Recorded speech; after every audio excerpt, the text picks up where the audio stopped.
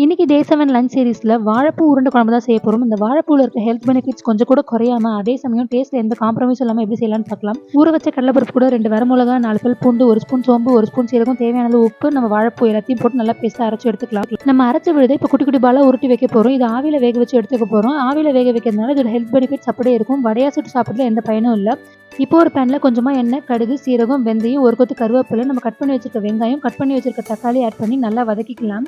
தேவையான அளவு கல்லுப்பு, 1 பிஞ்ச் மஞ்சள் தூள், 1 1/2 ஸ்பூன் மிளகாய் தூள், 2 ஸ்பூன் மல்லித்தூள் எல்லாம் போட்டு நல்லா வதக்கிக்கோங்க. தேவையான அளவு தண்ணி விட்டு நல்லா கலந்துக்கோங்க. இது நல்லா கொதிச்சு வரும்போது புளி தண்ணி ஆட் பண்ணி நல்லா கொதிக்க விடுங்க. இப்போ நம்ம வேக வச்ச உருண்டையெல்லாம் இதில் ஆட் பண்ணி நல்லா கலந்துக்கோங்க.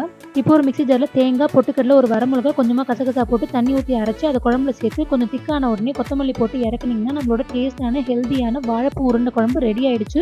வாழைப்பூ நம்ம உடம்புல உள்ள பிளட் சுகர் லெவலையும் கொலஸ்ட்ரால் லெவலையும் கரெக்டாக மெயின்டைன் பண்ண ஹெல்ப் பண்ணுது. ஸோ கண்டிப்பாக இந்த டேஸ்டான வாழைப்பூ உருண்டை குழம்பு